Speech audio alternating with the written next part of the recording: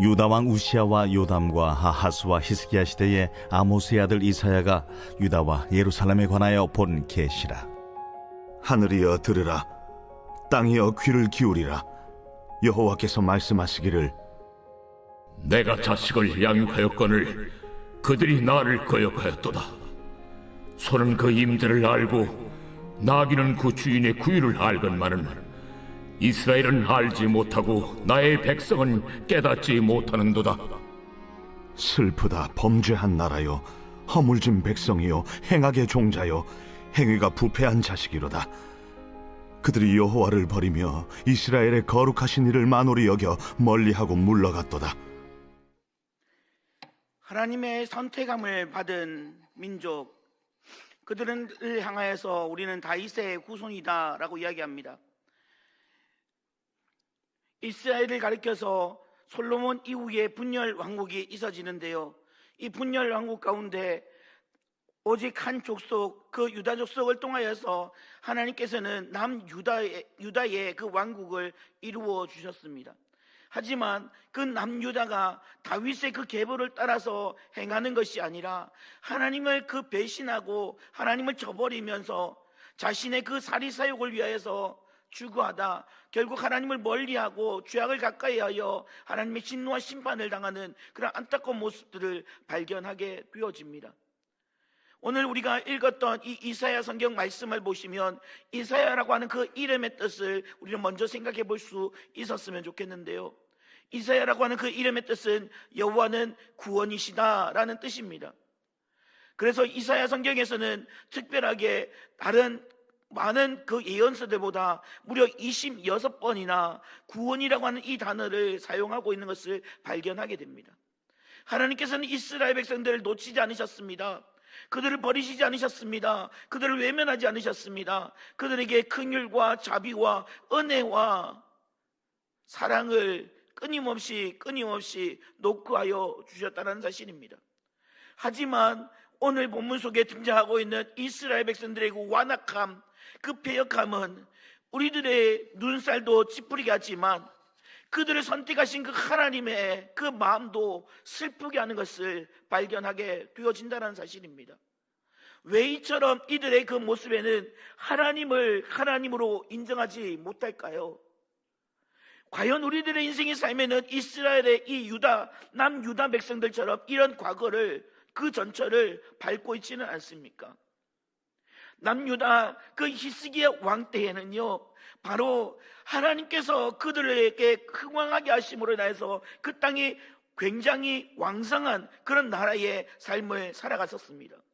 그렇기 때문에 하나님의 축복 가운데 세워졌고 하나님의 은혜 가운데 세워졌기 때문에 하나님의 은혜를 안다라고 하는 것은 너무나 잘 받아들일 수 있는 그런 상황 가운데 있었다는 것입니다. 하지만 그들의 인생의 삶에서 하나님을 업신여겼고 하나님의 그 은혜와 그 사랑을 놓쳐버렸으며 그로 인하여서 그들의 인생의 삶은 배은망덕한 인생의 삶을 살아갔다는 사실입니다. 그런 상황 가운데 하나님께서는 아모스의 아들 이사야를 부르셔서 유다와 예루살렘에 하나님의 계시의 말씀을 전달하게 하셨습니다. 하나님의 마음이 이런 것이니까 너희들이 제발 돌아오라라고 외치시는 그 주님의 그 외침의 소리를 우리는 오늘 말씀을 통해서 생각해 보았으면 좋겠습니다.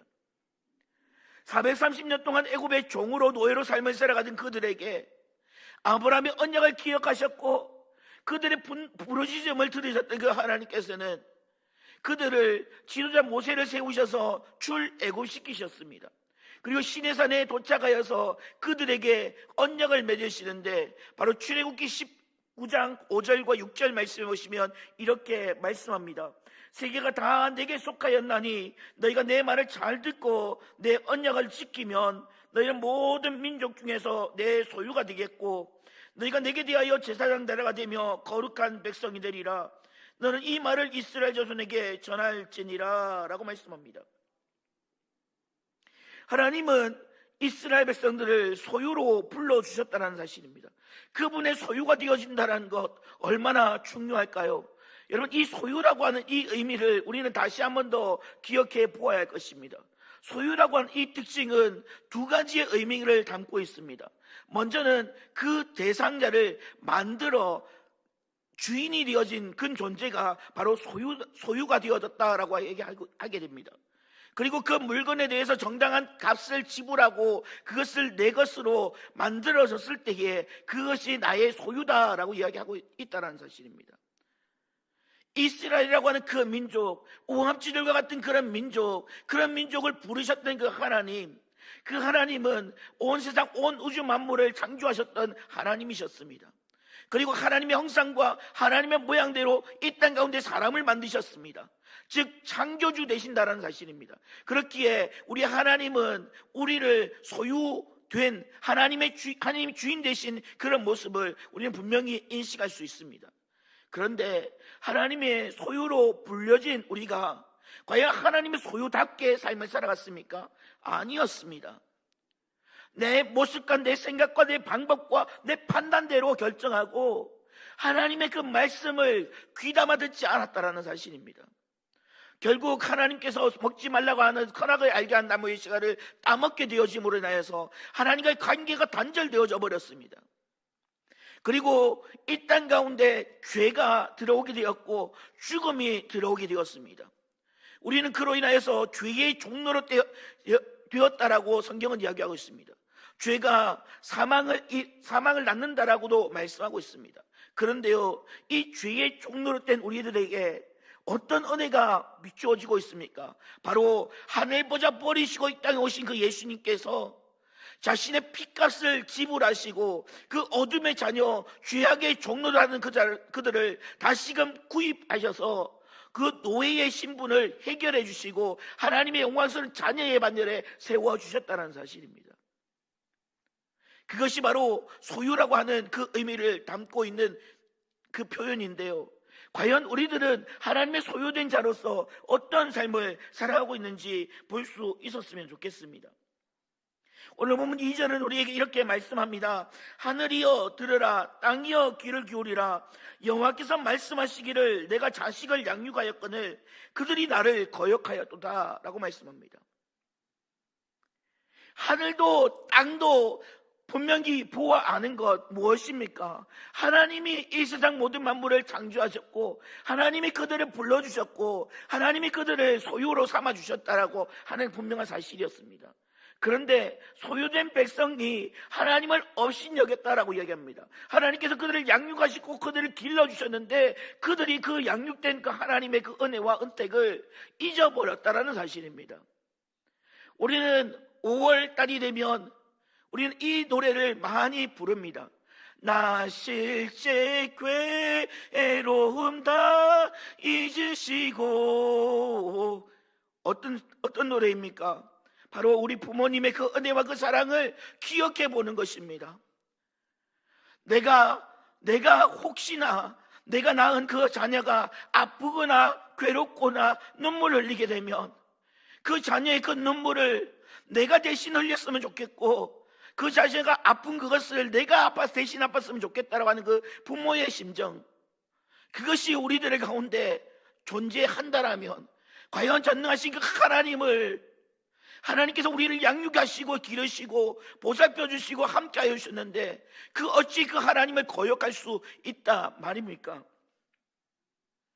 하나님께서 이렇게 그들에게 약속하셨던 그 모든 은혜와 그 사랑은 그들의 상황 가운데 어떻게 표현되어지고 있는지 우리는 발견할 수 있는데요, 참 안타까운 모습입니다. 바로 에레미야 2장 11절 말씀해 보시면 이렇게 이야기합니다. 우리 같이 읽겠습니다. 어느 나라가 그들의 신들을 신 아닌 것과 바꾼 일이 있느냐? 그러나 나의 백성은 그의 영광을 무익한 것과 바꾸었도다. 아멘. 하나님의 백성, 하나님의 자녀, 하나님으로부터 부름받은 그들이 하나님께서 허락하여 주신 그 영광을 하찮은 것으로 바꾸어서 그렇게 돌렸다라고 말씀하고 있다는 사실입니다. 하나님께서는 그런 이스라엘 백성들을, 그런 완악하고 그런 패역한 이스라엘 백성들을 그냥 묵인하지 않으셨습니다. 수많은 선지자들을 세우셨고 하나님의 마음을 알게 하셨습니다. 오늘 이사야 선지자를 통하여서도 하나님께서는 양육하신 그 이스라엘 백성들에게 그들의 완악함과 그들의 배역함이 얼마나 가득하였든지 하나님의 슬프시다라고 표현하고 있다는 사실입니다. 그런데 우리는요, 그 하나님 앞에 세워진 존재로서 어떤 삶을 살아가야 할까요? 바로 시편 기자는 우리에게 이렇게 말씀하고 있습니다. 시편 103편 2절입니다. 같이 읽습니다. 내 영혼아 여호와를 송축하며 그의 모든 은택을 잊지 말지어다. 아멘. 하나님께서 먹이셨고 하나님께서 입혀주셔서 40년의 그 광야 생활을 행해오면서 그들이 광야 땅을 지내오면서 발에 신발이 떨어지지 아니하고 옷이 헤어지지 아니하는 그런 은총과 은혜를 입었음에도 그들은 늘 언제나 상황과 환경 때문에 하나님 없는 인생의 삶을 살아갔다는 사실입니다. 그들의 입술에서는 감사와 찬송이 아니라 불평과 원망이 쏟아내어지게 되어졌습니다.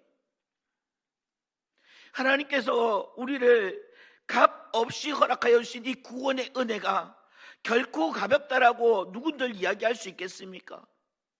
자신의 몸을 십자가에 희생시키시면서까지 죄의 종노릇 하나님을 인정하지 않는 그 완악함과 패역함이 득지득지 묻어있고 마땅히 그 죄의 그 종노릇하여서 마지막 결국에는 사망 가운데 멸망 가운데 추락할 수밖에 없는 그들을 이끄셔서 구원의 은혜를 베풀어 주셨는데 그 구원의 은혜가 어찌 가볍다라고 할 수 있겠습니까? 그런데 그 은혜를 잊어버렸다는 사실입니다. 그리고 시편 기자는 그 은혜를 잊지 말라라고 우리에게 말씀합니다. 계속된 3절 말씀해 보시면 이렇게 말씀합니다. 소는 그 임자를 알고 나귀는 그 주인의 구유를 알건만은 이스라엘은 알지 못하고 나의 백성은 깨닫지 못하는도다 하셨도다 라고 말씀합니다. 참 이상하지 않습니까? 소도 나귀도 자신에게 먹이를 주는 그 임자, 그 주인은 알고 따른다라는 사실입니다. 그런데 이스라엘 백성, 나의 백성은 나를 알지 못한다라고 우리 하나님은 말씀하셨습니다. 결국 그들의 인생의 삶에서 결론적으로 그들에게 무엇이라고 말씀하십니까? 4절 말씀 우리 같이 읽겠습니다. 같이 읽습니다. 슬프다 범죄한 나라요 허물진 백성이요 행악의 종자요 행위가 부패한 자식이로다. 그들이 여호와를 버리며 이스라엘의 거룩하신 이를 만홀히 여겨 멀리하고 물러갔도다 라고 말씀합니다. 하나님은 그들을 향하여서 기쁨의 표현을, 만족의 표현을 하시지 않으셨습니다. 그들에게 슬프다라고 말씀하셨습니다. 좀 전에 읽어드렸던 출애굽기 말씀해 보시면 거룩한 나라, 제사장 나라, 하나님의 소유된 백성이라고 불러주시겠다라고 하셨는데 오늘 보면 4절 말씀해 보시면 그들을 향하여서 이렇게 표현합니다. 바로 4가지 표현인데요, 한번 볼까요? 뭐라고 이야기합니까? 첫 번째, 범죄한 나라다. 혀를 찌르는 허물진 백성이다. 그리고 행악의 종자다. 행위가 부패한 자식이다 라고 말씀하고 있다는 겁니다. 여기서 행악의 종자에 대해서 우리가 한번 생각해 보았으면 좋겠습니다. 여러분, 종자는요 그 씨앗을 의미합니다. 악의 씨앗을 나타내고 있습니다. 이 악의 씨앗이 어떻게 그렇게 악의 씨앗으로 판명되어지는지 아십니까? 그것이 악한 것인지 선한 것인지 알 수 있는 비결이 무엇입니까? 그것을 땅에 심고 물을 주고 길렀을 때에 그것을 통하여서 어떤 열매가 맺혀지는 것을 보고 그것이 악하다 선하다라고 판별할 수 있다는 사실입니다. 이 악의 씨앗은 결국 하나님의 그 선함을 닮아갈 수 없기 때문에 그들의 인생의 삶 가운데서 하나님의 은혜와 그 사랑을 놓쳐버리고 말았다는 사실입니다. 우리는 주목해 볼 수 있어야 합니다. 사도 바울은 우리에게 이렇게 말씀하고 있기 때문입니다. 고린도전서 6장 20절 말씀에 값으로 산 것이 되었으니 그런즉 너희 몸을 하나님께 영광을 돌리라 라고 말씀합니다. 그리고 우리가 너무나 잘 알고 있는 10장 31절에도 그런즉 너희가 먹든지 마시든지 무엇을 하든지 다 하나님의 영광을 위해서 하라라고 말씀하고 있습니다. 이렇게 할 수 있는 비결이 무엇일까요? 바로 하나님을 알아가야 되지 않겠습니까?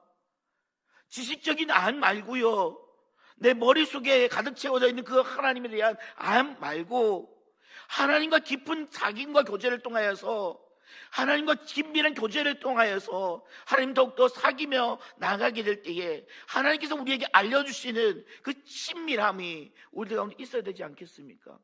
세상의 물질이나 세상의 권력이나 세상의 명예가 우리들로 하여금 과연 하나님의 크신 사랑에서 끊어놓을 수 없다고 하는 사실을 우리는 성경을 통해서 재차 읽어보고 또 묵상해보지만, 그러나 우리의 상황과 우리의 환경은, 우리의 삶은요, 세상 가운데 발붙이고 삶을 살아가면서 우리가 하나님의 그 사랑보다 내 곁에서 나와 함께하고 있는 그 수많은 그 환경에 발을 들일 때가 참 많이 있다는 사실입니다.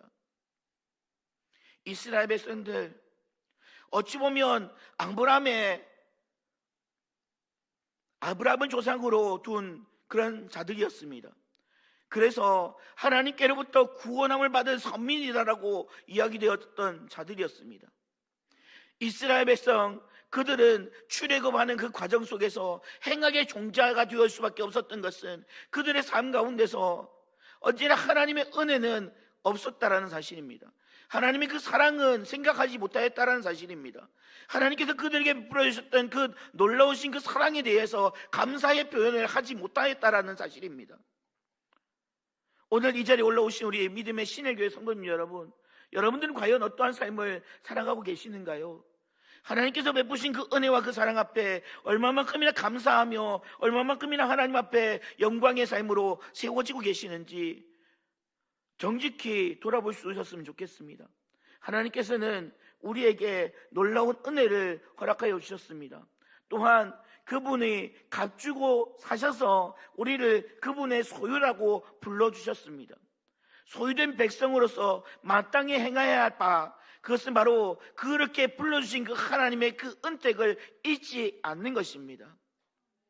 부모가 되지 않으면 아무리 그 자녀가 나이가 많이 들어도 그 자녀는 철없는 자녀다라고 하는 이야기들을 보게 됩니다.